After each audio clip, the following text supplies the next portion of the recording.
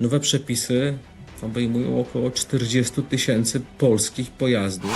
Dostępność spada. On będzie przyjeżdżał z trasy, ma wyjechane te 9 godzin, czy w niektórych przypadkach 10, musi zrobić pauzę. Mówimy tutaj na przykład o kierowcach Ubera, gdzie ta bariera mentalna została pokonana, ale to jest jednak transport, to są jednak busy, to są jednak solówki, które kosztują trochę więcej niż te auta, które jeżdżą na Uberze i mają towar, no czasami o dużej wartości, nie umniejszając pasażerom Ubera.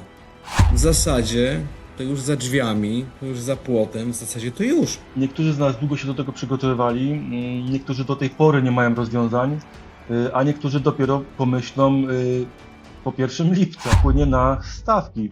Pójdą one raczej w dół, tak jak te zagraniczne w górę. Bo ja mam wątpliwość, pojemność rynku krajowego jest jednak dość ograniczona. To obawiam się, że może być już w niektórych przypadkach za późno na jakiekolwiek zmiany, jeśli ktoś o tym nie myślał, tak?